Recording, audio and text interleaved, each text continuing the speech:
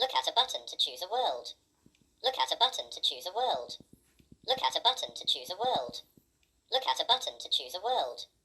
Look at a button to choose a world. I was tasked with creating a VR and AR educational experience for teenagers to teach them about climate change. The theme of my games is deforestation and reforestation.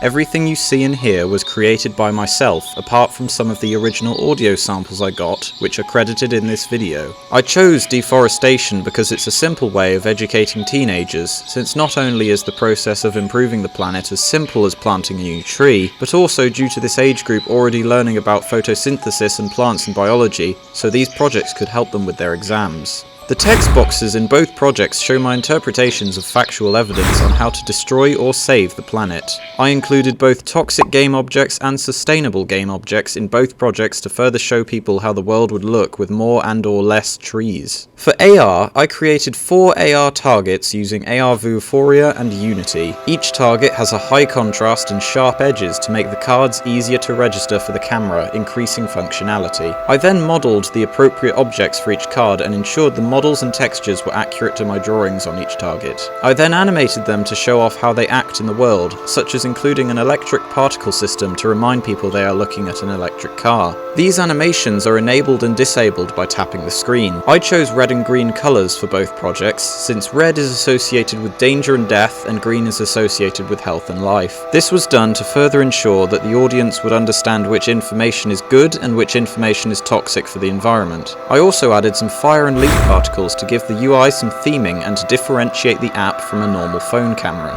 The text boxes are coded to only show up when you hover your hand over the image target, allowing the user to learn more about each card if they want to. If the app had no interactivity, it would make the user less likely to remember the experience, hence the hidden text. As for VR, I wanted to show a compare and contrast scenario in Unity. One scene showing what the world would look like with horrible deforestation and climate change, and another scene showing a sustainable, healthy world where we did all we could to help save the planet. I included edited music in each scene and ensured that the toxic scene had creepy reversed audio with sounds you'd hear during deforestation, such as chainsaws, to scare people away from chopping trees. I also ensured that each object you could look at was unique and covered a different aspect of climate change. The sub-themes were food, clothing, travel, and population density. I wanted to educate people not just about one aspect of deforestation, but every huge aspect. After all, if someone starts eating sustainable food but still drives a petrol car every day and supports fast fashion, they probably aren't helping the planet that much. I also ensured that both the colour scheme and models I created were cartoony to further simplify what each object represented and not to scare the teenagers too much.